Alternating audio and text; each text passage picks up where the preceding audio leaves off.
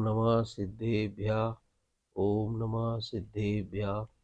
ओम नमः सिद्धेभ्यः। श्री वीतरागाय नमो नमः। नमो अरिहंताणं। नमो सिद्धाणं। नमो आयर्याणं। नमो वत्सायाणं। नमो लोये सव्वसाहूरम।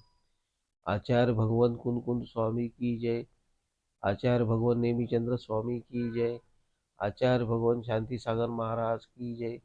आचार्य भगवान विद्यासागर मुनिराज की जय। समस्त मुनी संघ की जय। जय जिनेंद्र श्रावक बंधू आणि भगिनींनो, आजच्या भागामध्ये आपण तत्वार सूत्र या धर्मग्रंथाची चर्चा बघणार आहोत। जिन धर्मामध्ये या धर्मग्रंथाचे फार महत्व आहे।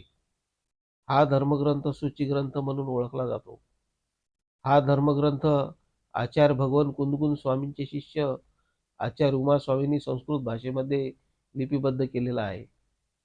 हा ग्रंथ 2000 वर्षापूर्वी लिपिबद्ध झालेला आहे। या धर्मग्रंथामध्ये 7 तत्वाचे स्वरूप समजावलेले आहे। सम्यक दर्शन, सम्यक ज्ञान, सम्यक चारित्र्य या रत्नत्रयाच्या स्वरूपाची सूची समजावलेली आहे।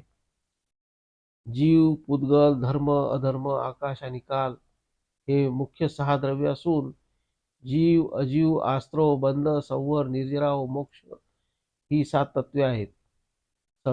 सम्यक्त्व म्हणजे खरी श्रद्धा, ज्याशिवाय संपूर्ण पुरुषार्थ अपूर्ण राहतो। अशी खरी श्रद्धा जर 7 तत्वावर असेल तर मनुष्य जीवनाचे कल्याण अवश्य होईल, यामध्ये शंका नाही।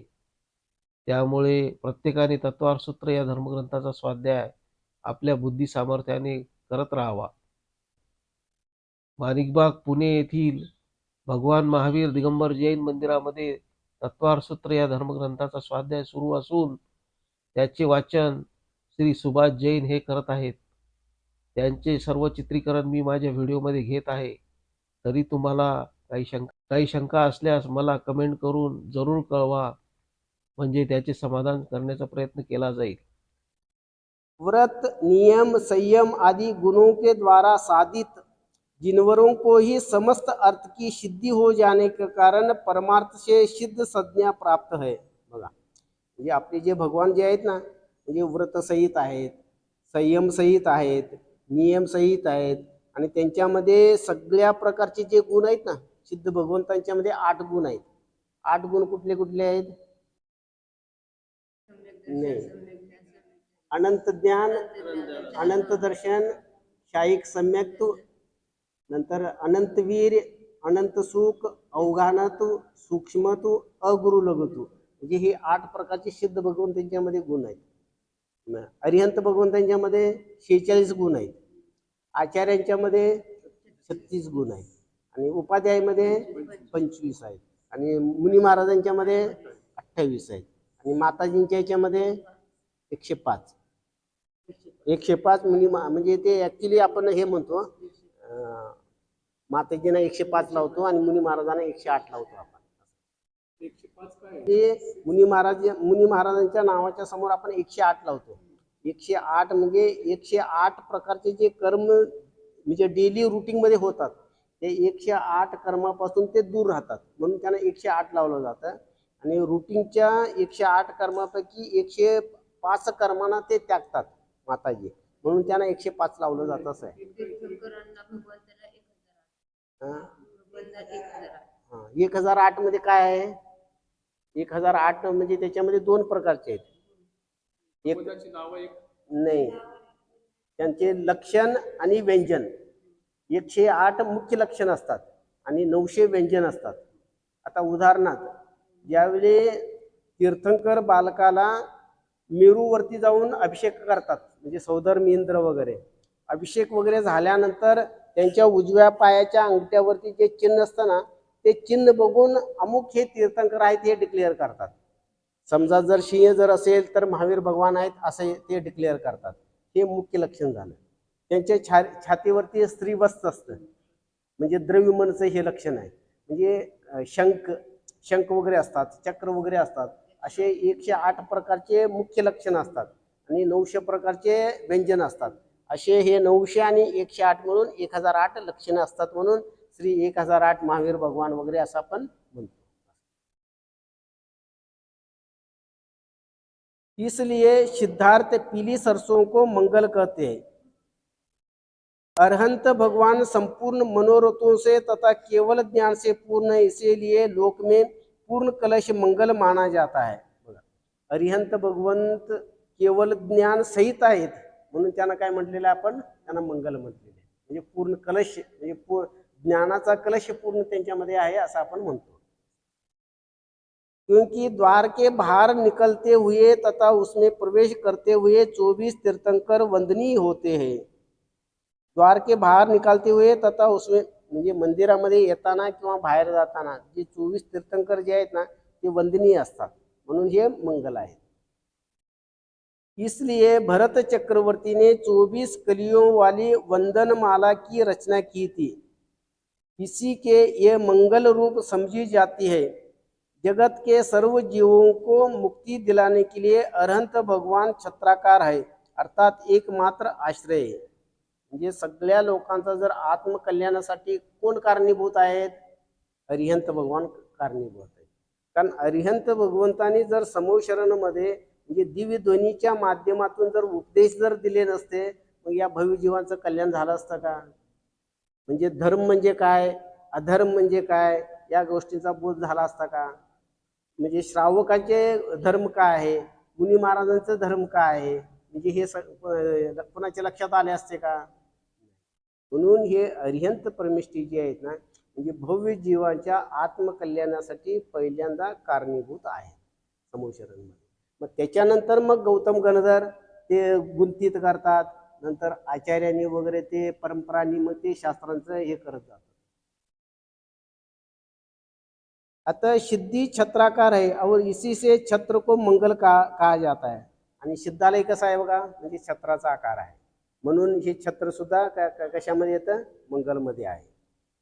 अरहंत भगवान का ध्यान, लेशा व शेष, अघाती कर्म ये सब क्योंकि श्वेत वर्ण के अर्थात शुक्ल होते, इसीलिए लोक में श्वेत वर्ण को मंगल समझा जाता है। आता भगवंतांच्या वरती जे छत्र असतात ना तीन, हे श्वेत रंगाचे असतात। हे श्वेत रंगाचं कशाचं प्रतीक आहे, एक तरी शुक्ललेशा, शुक्ललेशा हे पांढऱ्या कलरचं द्योतक आहे। म्हणजे त्यांच्यामध्ये जो काही क्रोध वगैरे आहे, क्रोध वगैरे असल्यानंतरच मग तो लालसर वगैरे हे येतो, म्हणजे लालसरपणाच त्यांच्यातला क्रोधच संपूर्ण नष्ट झालेला आहे, म्हणजे शुक्ललेशा त्यांच्यामध्ये आहे, याचं द्योतक आहे।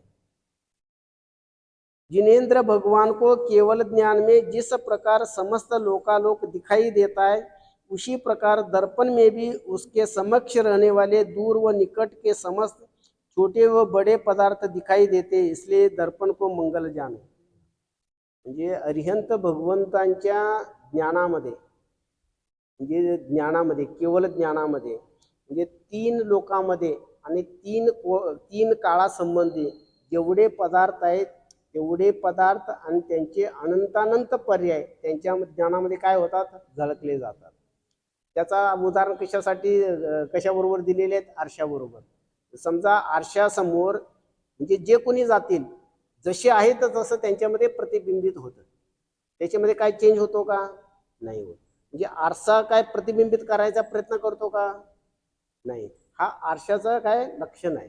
तसं हे केवळ ज्ञानाचं लक्षण आहे की त्यांच्या ज्ञानामध्ये तीन काळातील तीन लोकातील सर्व पदार्थ अनंतानंत पर्यायी सहित युगपत झळकतात, म्हणजे जसे आहेत तसे झळकतात, एकदम झळकतात, एकदम प्रतिबिंब जसं येतं ना तसं त्यांच्या ज्ञानामध्ये एकदम झळकलं जातं। आणि ते माझ्या ज्ञानामध्ये झळकण्यासाठी प्रयत्न करतात का, नाही, ऑटोमॅटिकली झळकलं जातं। जिस प्रकार वितराग सर्वज्ञ जिनेन्द्र भगवान लोक में मंगल रूप है, उसी प्रकार हैराय अर्थात उत्तम जाति का घोड़ा व हैराय बाल कन्या अर्थात राग द्वेष रहित सरल चित्त बाल कन्या भी मंगल है। बघा, आता ज्या प्रकारे वितराग सर्वज्ञ भगवान मंगल रूप आहेत, त्याप्रमाणे उत्तम जातीचा घोडा पण मंगल आहे, आणि त्याचप्रमाणे म्हणजे बालकन्या लहान मुलगी सुद्धा मंगल आहे। अजून काय म्हटलेले आहेत, राग द्वेष रहित सरल चित्त बालकन्या, म्हणजे राग द्वेष रहित ही जी बालिका वगैरे असतात ना, हे सुद्धा मंगल आहे।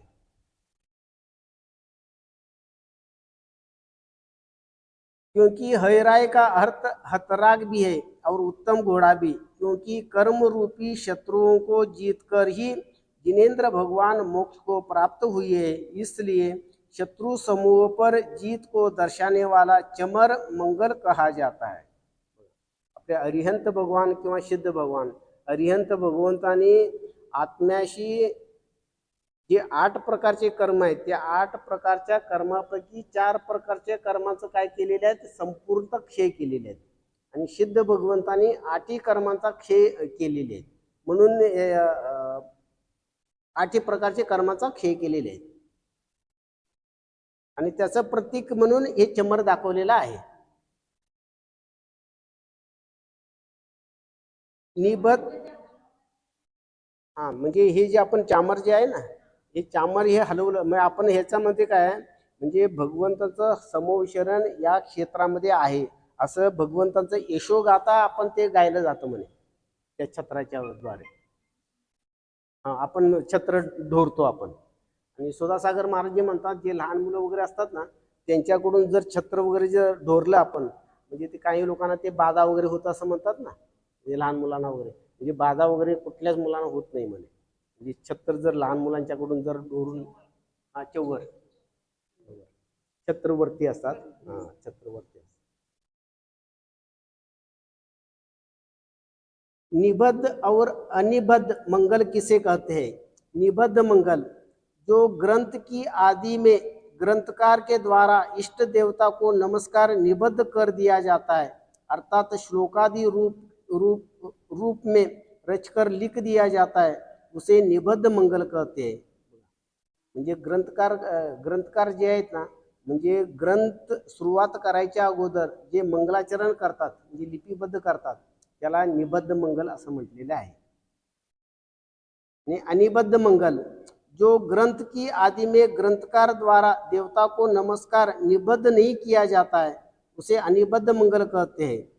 जो ग्रंथ की आदि में ग्रंथकार द्वारा देवता को नमस्कार निबद्ध नहीं किया जाता है, म्हणजे एकेका शास्त्रामध्ये म्हणजे भगवंतांना नमस्कार पण केलेला नसतो, म्हणजे त्यांच्या मनामध्ये असतं पण ते रचना केलेली नसते, त्याला काय म्हटलेलं आहे, अनिबद्ध मंगल. जर तुम्हाला काही शंका असल्यास मला कमेंट करून जरूर कळवा, म्हणजे त्याचे समाधान करण्याचा प्रयत्न केला जाईल. हा व्हिडिओ आवडल्यास लाईक करा, शेअर करा व सबस्क्राईब करायला विसरू नका. धन्यवाद. जय जिनेंद्र.